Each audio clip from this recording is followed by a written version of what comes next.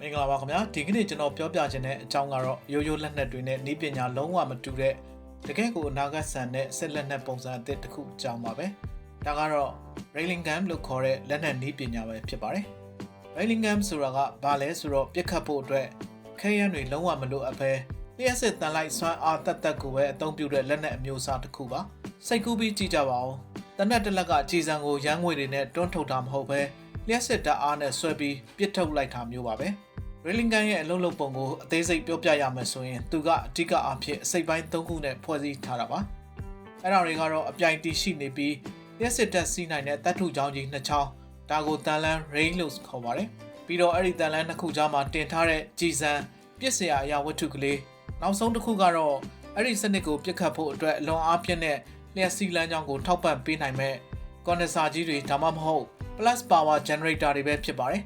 ဒီလိုစနစ်တက်ဆင်ပြီးတဲ့အခါမှာပါဝါရင်းမြစ်ကနေလျှက်စီးကြောင်းတွေကိုတန်လန်းတစ်ခုကနေတစ်ဆင့်ကြည်စံကိုဖြတ်ပြီးနောက်တန်လန်းစီကိုစီးဆင်းစေလိုက်ပါတယ်။အဲ့ဒီလိုစီးဆင်းမှုတွေကြောင့်တန်လန်းတစ်ခုကြားမှာမယုံနိုင်လောက်အောင်ပြင်းအားမြင့်တဲ့တန်လိုက်စက်ကွင်းကြီးတစ်ခုချက်ချင်းဖြစ်ပေါ်လာပါတယ်။ယူဘဗေဒရဲ့ Lawrence R နီးယာမအရာလျှက်စစ်စီးနေတဲ့အရာဝတ္ထုတစ်ခုကိုတန်လိုက်စက်ကွင်းနဲ့ထည့်လိုက်ရင်အဲ့ဒီအရာဝတ္ထုကန်ထွက်သွားအောင်တွန်းကန်အားကြီးတစ်ခုတက်ရောက်တဲ့ဆိုတဲ့နီးယာမပဲဖြစ်ပါတယ်။အဲ့ဒီတွန်းကန်အားကြောင့်ပဲကြည်စံဟာတန်လန်းတစ်လျှောက်အရှိန်ပြင်းပြင်းနဲ့အပြင်ကိုလွင့်ထွက်သွားပါတော့တယ်။ဒီလိုပြစ်လွတ်လိုက်တဲ့ကြည်စံဟာအတန်နဲ့အစပေါင်းများစွာမြန်တဲ့ Mach 6 တနာရီကိုကီလိုမီတာ6900ကနေ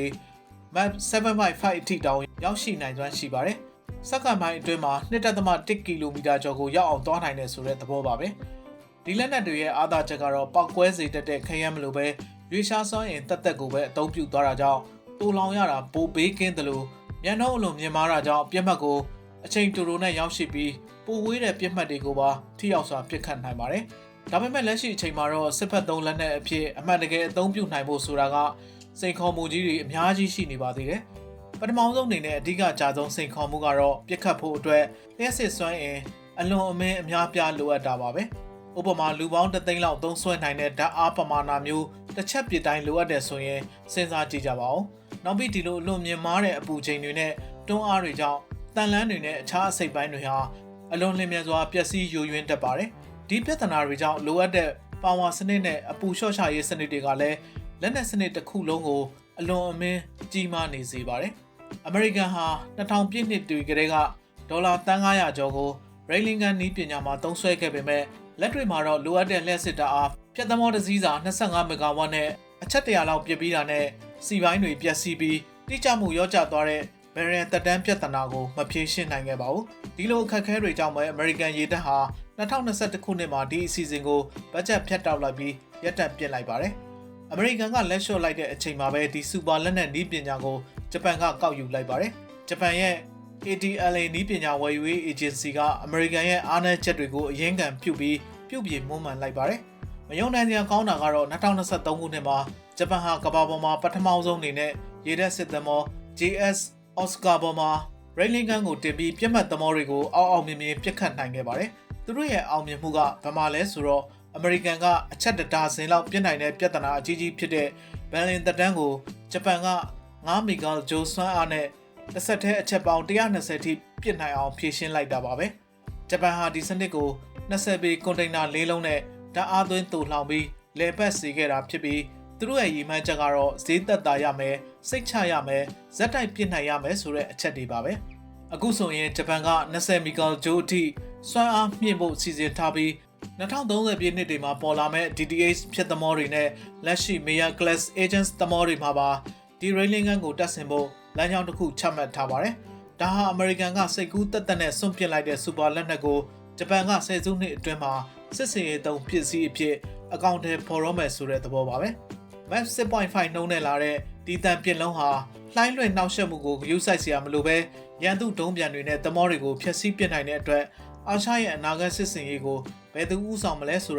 ာဆုံးဖြတ်ပေးမဲ့အရေးပါတဲ့လက်နက်တစ်ခုဖြစ်လာနိုင်ပါတယ်။ဒီနေရာမှာတော့ Railing Gun တွေရဲ့အကြီးမားဆုံးအားသာချက်ကိုပြောပါဆိုရင်စီးပွားရေးစစ်ပွဲပါပဲ။ဂျပန်ရဲ့ Railing Gun ကရာသီဥတုကိုဂရုမစိုက်သလိုပောက်ကွဲမှုမရှိဘဲရုပ်သဘောစွမ်းအင် kinetic energy တက်တက်နဲ့ထိုးဖောက်ခြေမွှတာဖြစ်ပါတယ်။ပြစ်ခတ်မှုတစ်ချက်ကုန်ကြစေဟာတိုမာဟော့ဒုံးပြန်လို့တန်းနဲ့ချီတဲ့ဟာတွေနဲ့ရှင်ရင်တော့ ဒေါ်လာ2500လောက်ပဲရှိတာတကယ့်ကိုအားသာချက်ပါပဲစိတ်ကူးကြည့်ပါဗျာတရုတ်က DF-70 ဒါမှမဟုတ် DF-26 လို့ဒုံးပြန်တွေအတွက်ဒေါ်လာ10 သန်း15 သန်းလောက်သုံးထားတာကိုဂျပန်ကဒေါ်လာ2500တန် Railing Gun ကြီးနဲ့ကောင်းကင်ကနေရိုက်ချနိုင်တယ်ဆိုရင်တော့ဒီကုန်ကျစရိတ်အချိုးအစားဟာ cost exchange ကတော့ဘေးချင်းရဲ့စီးရင်ကိုင်တွေအတွက်ဘလို့မှဖြည့်ရှင်းနိုင်စရာအကြောင်းမရှိပါဘူးဂျပန်ကဒီ Railing Gun ကိုတယောက်တည်းမဟုတ်ပဲပြင်သစ်ဂျာမနီတို့နဲ့ပူးပေါင်းဆောင်ရွက်ဖို့လက်မှတ်ထိုးထားသလို American Contractor တွေကိုတောင်ပြန်ဖိတ်ခေါ်နေတာကတကယ်ကိုလှောင်ပြောင်စရာကောင်းနေပါတယ်။ American ကရပ်ပစ်လိုက်တာကိုဂျပန်ကလက်တွေ့လုပ်ပြတော့မှပြန်ပြီးဝယ်ယူပူးပေါင်းရတော့မဲ့သဘောပါ။ဒါကြောင့်ဂျပန်အတွက် Railing Gun ဟာမြောက်ကိုရီးယားရဲ့ဒုံးပျံတွေတရုတ်ရေတပ်ရဲ့ချွတ်ထွေမှုတွေကြားမှာခမားတို့တန်းချီတန်တဲ့ကစားစရာတွေကိုပစ်လိုက်ပါကျွန်တော်တို့က Honda Civic တစ်စီးလောက်ဈေးနဲ့ပြန်ပစ်ချပေးမယ်လို့ပြောလိုက်သလိုပါပဲ။စိတ်သက်ပိုင်းဆိုင်ရာကြီးမားတဲ့ဟန်တားနိုင်စွမ်းကိုပေးနေပါတယ်။ဝါရှင်တန်က YouTube စမ်းသပ်မှုလို့ခေါ်ခဲ့တာကိုတိုကျိုကတော့တမ်မနီမီနဲ့ Max 6.5 အချိန်ဖြစ်လက်တွေ့အဖြစ်ပြောင်းလဲပစ်လိုက်ပါပြီ။တစ်ဖက်မှာလည်းတရုတ်ကလက်တုံပြန်တဲ့အနေနဲ့2025ခုနှစ်ဂျပန်အပေါ်အောင်ပွဲခံခဲ့တဲ့82နှစ်မြောက်အထိမ်းအမှတ်နေ့မှာသူတို့ရဲ့ message ပါတဲ့လက်နက်တစ်ခုကိုထုတ်ပြခဲ့ပါတယ်။အဲ့ဒါကတော့ LY1 စွမ်းအင်မြင့်လေဆာပဲဖြစ်ပါတယ်။ကြီးမားတဲ့ tank တွေပေါ်မှာတက်ဆင်ထားတဲ့ဒီလေဆာစနစ်ကကင်မရာတွေကိုမျက်စိကျင်းအောင်လုပ်ထားမျိုးမဟုတ်ပဲရှေ့တန်းကာကွယ်ရေးစနစ်အဖြစ်အဓိကထားပြီးဖန်တီးထားတာပါ။ရွေချက်ကတော့ drone တွေကိုမီးရှို့ဖို့ drone ပြန်တွေရဲ့ဥတီယာရှာဖွေစနစ်တွေကိုကြော်ပစ်ဖို့ပါပဲ။လေဆာရဲ့စီးပွားရေးကလည်း Railing Gun တဲ့တောင်ပို့ပြီးဆွဲဆောင်မှုရှိပါတယ်။တစ်ချက်ပစ်ခတ်ဖို့အတွက်ကုန်ကျစရိတ်က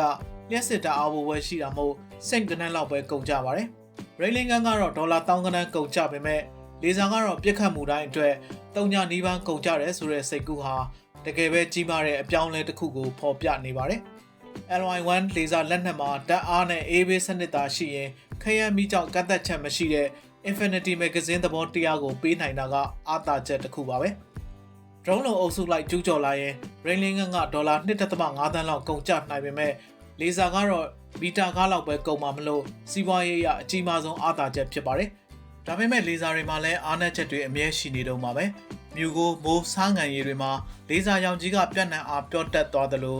ပင်လယ်ပြင်မှာ optics တွေကစားငံမှုပတ်ထားကြောင်းပျက်စီးလွယ်ပါတယ်။ Max အချိန်နဲ့လာတဲ့ဒုံးပျံကိုအရေးပြောင်းအောင်လုပ်ဖို့လိုအပ်တဲ့စက္ကန့်အနည်းငယ်ကြာတဲ့အာယုံဆိုင်မှုအချိန်ကလေထဲမှာတုန်ခါမှုရှိရင်ထိခိုက်လွယ်ပါတယ်။တရုတ်ကဒီ LY1 ကိုလမ်းပေါ်ကနေတည်ယူရွှေ့ပြောင်းနိုင်တဲ့ဘားရှင်းအဖြစ်ပြသခဲ့ပေမဲ့ဖုံမှုတ်စုတ်တိုင်းစားနဲ့ရာသီဥတုကတော့ဝါဒဖြန့်တာကိုနားမထောင်ပါဘူး။အရှိတရုတ်ပင်လယ်ကိုဖြတ်ပြီးကြည့်လိုက်မယ်ဆိုရင်ဂျပန်ရဲ့ Railing Gun ကတော့မြူကုန်းတန်းပုံတိုင်းကိုဂယူးဆိုင်စရာမလိုပဲ9မီဂါဂျိုးစွမ်းအားနဲ့တန်ပစ်လုံးတွေကိုမျက်နှုံးမြင့်မြင့်နဲ့ပစ်နိုင်ပါတယ်။ဒါဆိုရင်ဘယ်စနစ်ကအကောင်းဆုံးလဲဆိုတော့အဖြေကတော့ချင်းချောက်မှုအပေါ်မှာမူတည်ပါတယ်။လေဆာကဒေါင်းအုပ်စုလိုက်ကိုဈေးပေါ်ပေါ်နဲ့ရှင်းပစ်ဖို့အကောင်းဆုံးဖြစ်ပြီး Railing Gun ကတော့တန်ဖိုးကြီးတဲ့ DF-70 Hypersonic ဒုံးပျံအုပ်စုလိုမျိုးကိုတိုက်ခိုက်ဖို့ပိုထိရောက်ပါတယ်။ DF-70 ဒုံးပျံ20ကိုဂျပန်ဒေါ်လာ1 သန်းရဲ့တဝက်ပဲရှိတဲ့ Railing Gun G20 နဲ့ပစ်ချနိုင်ရင်ဂျပန်ကထောင်ကနန်းပဲကုန်ကြပြီးတရုတ်ကတန်းချီပြီးကုန်နေတာမလို့စီးပွားရေးအရာတကယ်ကိုကြီးမားတဲ့စိန်ခေါ်မှုပါပဲ။ဒီ Railing Gun နဲ့လေဆာတို့ရဲ့အားပြိုင်မှုမှာစိတ်ဝင်စားစရာအကောင်းဆုံးအလှည့်အပြောင်းကတော့ American ဟာဒီလက်နက်နှစ်ခုစလုံးကိုစတင်ဖော်ဆောင်ခဲ့တဲ့သူဆိုတာပါပဲ။သူတို့ကဒီ Railing Gun prototype တွေကိုတိစောက်ဖို့ဒေါ်လာတန်း900သုံးခဲ့ပေမဲ့နောက်ဆုံးမှာဖျက်သိမ်းပစ်ခဲ့ပါတယ်။လေဆာကိုလည်းစမ်းသပ်ခဲ့ပေမဲ့အခက်အခဲတွေနဲ့ရပ်တန့်ခဲ့ပါတယ်။အခုတော့ဝါရှင်တန်ဟာတိုကျိုက Railing Gun ကိုပြန်အသက်သွင်းတာဘေကျင်းကလေဆာတွေကိုပြဝဲထုတ်နေတာကိုငေးကြည့်နေရပါပြီ။ဒီအခြေအနေကပြောပြတာကတော့ရှင်းပါတယ်။အာရှဟာမစောင့်တော့ဘူး။တရုတ်ကလေဆာကိုစစ်စင်ရေးပြပွဲမှာထုတ်ပြတယ်။ဂျပန်က Railing Gun ကိုပင်လယ်ပြင်မှာလက်တွေ့ပစ်ပြတယ်။အမေရိကန်ကတော့ဘတ်ဂျက်ကိစ္စငိမ့်ခုန်နေတော့မှာပဲ။ဘေကျင်းကပြန်တန်းလာတဲ့အရာအလုံးကိုမီးရှို့ပစ်မယ်လို့ပြောနေတယ်။တိုကျိုကခမားတို့ရဲ့တန်းချီတန်တဲ့ဒုံးပျံတွေကိုကားတစ်စီးစာကုန်ကြစိမ့်နဲ့ထိုးဖောက်ပစ်မယ်လို့ပြောနေတယ်။အမေရိကန်ကတော့ဂျပန်ရဲ့အစီအစဉ်မှာမပူပေါင်းဘူး။လေဆာတွေကိုသူ့ရည်တဲ့ထက်မှာအမှန်တကယ်မပေါင်းဆက်ဘူးဆိုရင်ပစိဖိတ်လက်နက်ပြိုင်ပွဲကိုသူမပါပဲကြည့်နေရမယ့်အခြေအနေရောက်သွားပါလိမ့်မယ်။ဂျပန်အတွက် Railing Gun ကတော့လက်နက်တစ်ခုတည်းမကပဲသူတို့ရဲ့လွတ်လပ်ရေးနဲ့ရန်သူဟန်တားရေးအတွက်နည်းပညာတစ်ခုကနောက်မျိုးဆက်မှာပြန်ပြီးအားကောင်းလာနိုင်တယ်ဆိုတဲ့သတိပေးချက်တစ်ခုပါပဲ။တရုတ်အတွက် LY1 ကတော့ကမ္ဘာချိန်ခွင်ရှာပြောင်းလဲနေပြီဆိုတဲ့ message နဲ့ချင်းချောက်မှုနှစ်ခုပေါင်းဆက်ထားတဲ့အလင်းတန်းတစ်ခုပါ။ပထမဆုံးပြစ်ခတ်မှုအမှန်တကယ်စတင်လာတဲ့အခါဘယ်သူကဥဆောင်မလဲဆိုတာ တုံးပြန်နေဒါမှမဟုတ်ဂျက်လင်ရင်တွေကမဆုံးဖြတ်တော့ပါဘူးအဲ့ဒီအစား mass အရှိန်နဲ့လာတဲ့တပ်ပစ်လုံးတွေနဲ့အလင်းတန်းတွေကသာအာရှရဲ့ကောင်းကင်ကိုအတိတ်ပဲဖွင့်ဆိုသွားပါလိမ့်မယ်လို့ညီကုန်းချုပ်လိုက်ရပါတယ်ခင်ဗျာ